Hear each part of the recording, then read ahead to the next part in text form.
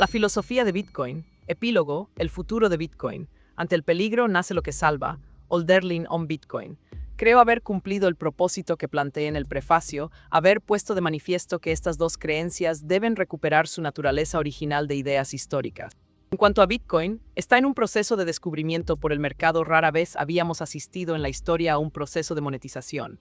Y cuando se descubra, se verá que resuelve problemas de seguridad, confianza y preservación, cuestiones fundamentales en un bien tan esencial como el dinero. Además, cumple de forma inigualable las tres leyes que para Hume eran fundamentales para la convivencia pacífica: la estabilidad en la posesión, la transferencia de la propiedad mediante consentimiento y el cumplimiento de las promesas hechas.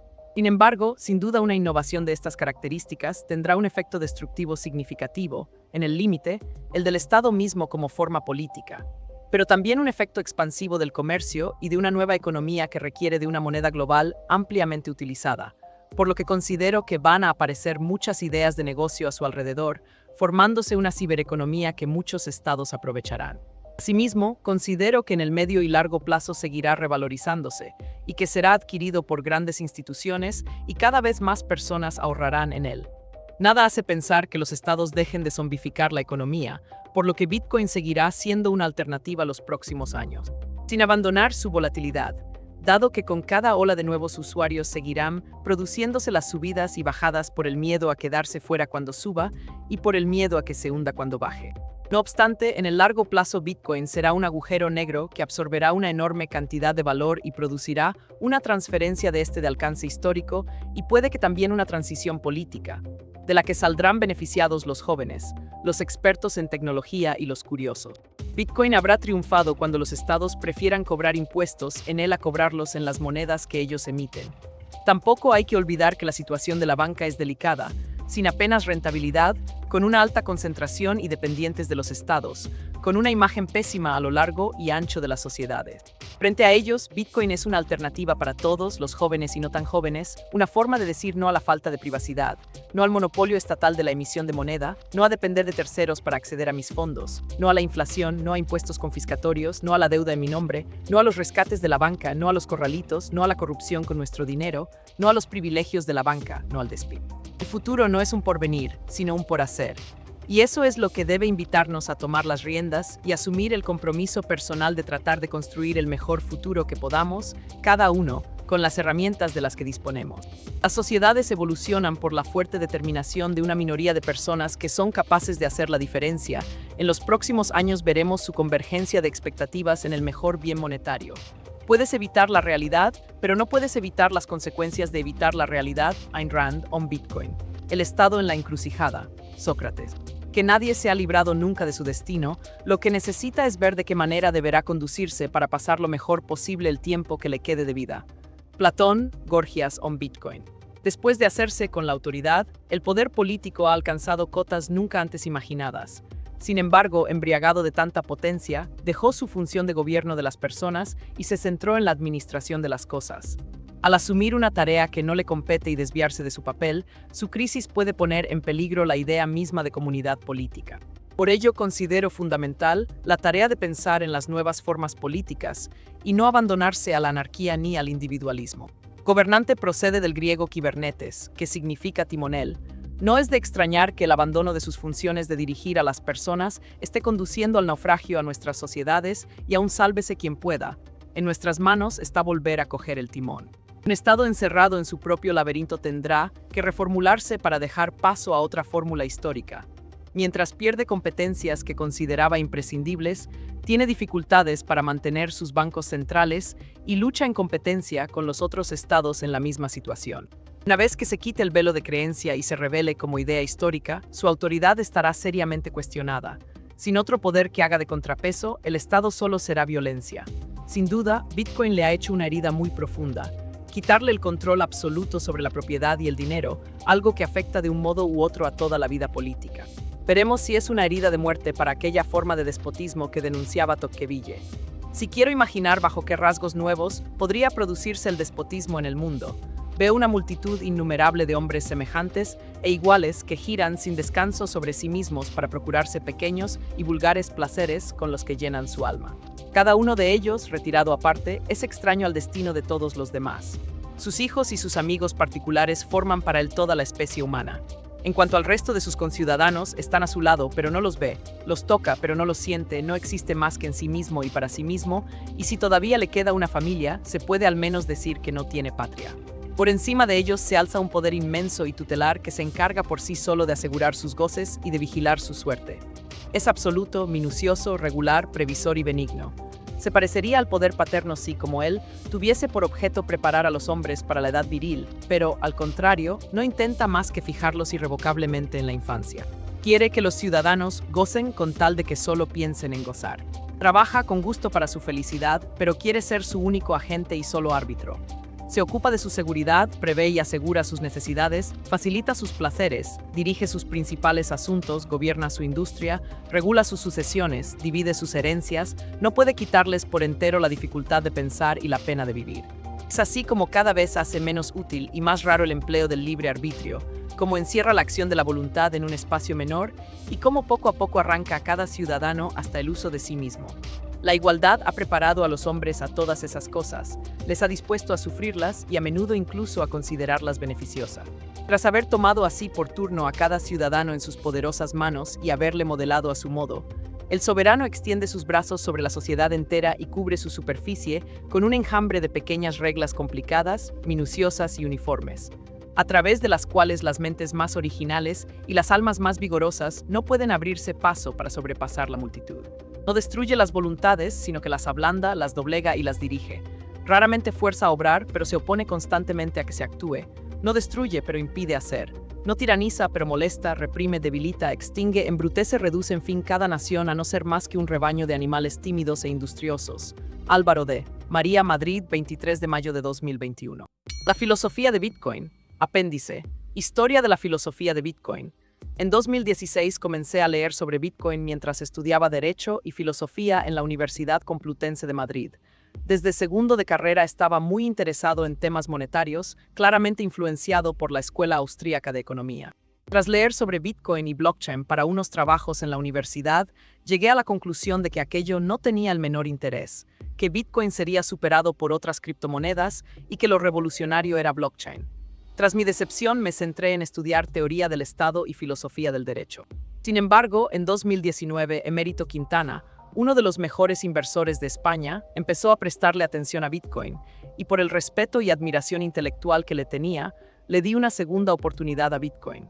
Empecé a estudiarlo a fondo y comprobé que todas las ideas preconcebidas que tenía sobre este activo eran erróneas.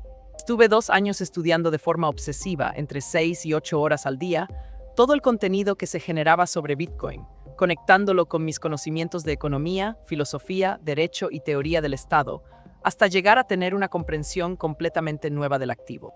Cotejé este análisis filosófico de Bitcoin con las personas más inteligentes que conocía y la mayoría respaldaron mis ideas.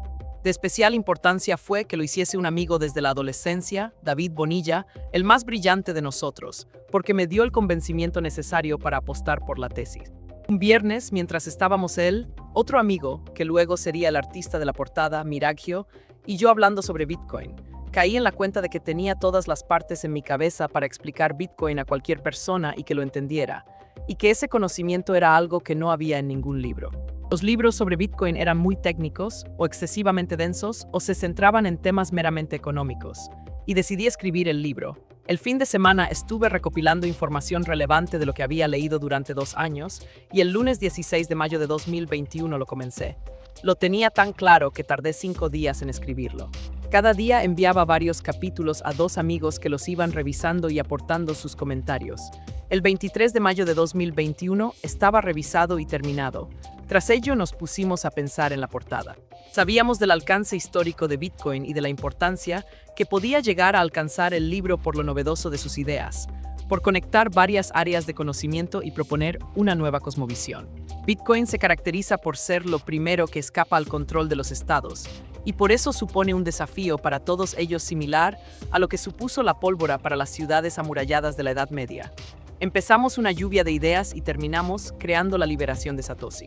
En la obra vemos la relación entre Bitcoin y el Leviatán de Hobbes, cómo al Estado se le escapa la soberanía mientras Bitcoin le arrebata el báculo que representa la autoridad. Cómo el Estado se apoya en el dinero fiat mientras Bitcoin lo hace en el ciberespacio y muchos detalles más. Una vez terminada la obra en conjunto, la portada y el texto del libro, comenzamos a buscar editorial. Para nuestra sorpresa, ni siquiera nos respondían. Era normal, yo tenía 26 años, nunca había publicado nada y tenía apenas 120 seguidores en Twitter, pero el convencimiento nos hizo perseverar.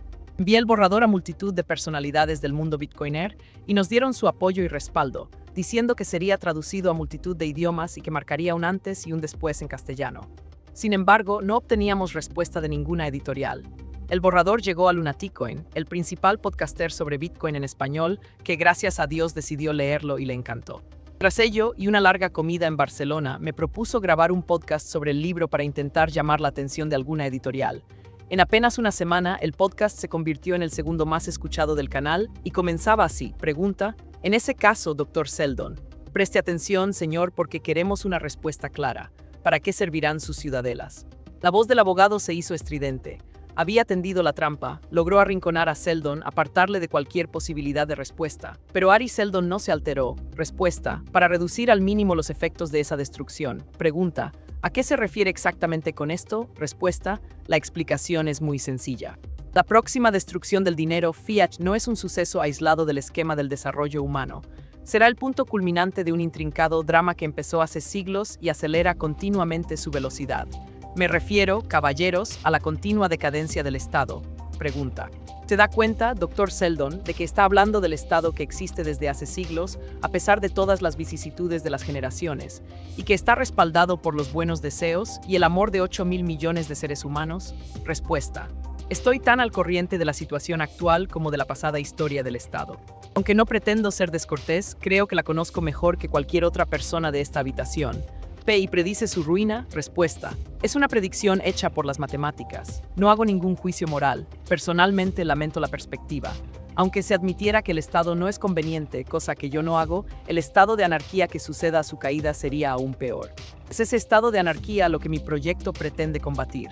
Sin embargo, la caída del Estado, caballeros, es algo monumental y no puede combatirse fácilmente. Está dictada por una burocracia en aumento, una recesión de la iniciativa, una congelación de castas, un estancamiento de la curiosidad y muchos factores más. Como ya he dicho, hace siglos que se prepara y es algo demasiado grandioso para detenerlo. Pregunta, ¿no es algo evidente para todo el mundo que el Estado es tan fuerte como siempre? Respuesta, la apariencia de fuerza no es más que una ilusión. Parece tener que durar siempre. No obstante, señor abogado, el tronco de árbol podrido, hasta el mismo momento en que la tormenta lo parte en dos, tiene toda la apariencia de sólido que ha tenido siempre. Ahora la tormenta se cierne sobre las ramas del Estado. Escuche con los oídos de Bitcoin y oirá el crujido. Tras el éxito del podcast, por fin nos contactó una editorial para hacer una publicación mediante crowdfunding. Se requerían 500 euros para publicar el libro. Los recaudamos en una hora. La campaña alcanzó más de 18.000 euros, 460 mecenas, 3 empresas apoyando su publicación, casi 1.000 libros vendidos en preventa. Una auténtica locura. Tras la publicación, el libro cumplió con las expectativas y empezó a generar un nuevo relato sobre Bitcoin que llamó la atención de la prensa y de medios de comunicación de todo el mundo de habla hispana, y que consolidó la comunidad bitcoiner en español. Tras decenas de entrevistas, se convirtió en el libro más vendido en Amazon en varias categorías: filosofía, política, economía, internet, empresa, etc. Los grandes podcasts y canales de YouTube empezaron a llegar. El relato del libro empezó a calar en otras áreas, y el ruido que había sobre Bitcoin se empezó a disipar. La relevancia política e histórica de Bitcoin se empezó a tomar en serio. Se separó a Bitcoin del resto de las criptomonedas, comprendiendo que tienen naturalezas distintas. Se entendió que lo relevante no era la tecnología blockchain y que Bitcoin no venía a sustituir al dinero fiat, aunque pueda acabar con él. Ya no se hablaba de trading y precios, sino de la redefinición del derecho de propiedad. Sin duda, todo esto no es solo gracias a la filosofía de Bitcoin, pero el libro ha sido capaz de encauzar todo ello en un relato que permite ver Bitcoin y el mundo con otros ojos. Tras el éxito en castellano, me invitaron a abrir la BitConf en Argentina, la conferencia más antigua del mundo sobre Bitcoin. La reacción de la gente fue tal que los organizadores de la conferencia hablaron con el mayor medio de Bitcoin del mundo, Bitcoin Magazine, para que publicasen el libro traducido al inglés. Y aceptaron. Lo estuve presentando en la Bitcoin Conference de Miami en mayo de 2023 y estuve firmando ejemplares durante más de 1 hora y media. De no encontrar editorial a estar presentando mi libro en Miami y Argentina ante miles de personas. cuánto ha cambiado todo en un año, aunque tengo la sensación de que no ha hecho más que empezar. La filosofía de Bitcoin tenía como propósito destruir dos creencias vinculadas al Estado y al dinero. Entre sus lectores ya ha cumplido su misión, pronto se extenderá por todo el mundo y preparará el camino para el orden político de la libertad. Álvaro de María, Madrid, 21 de agosto de 2023.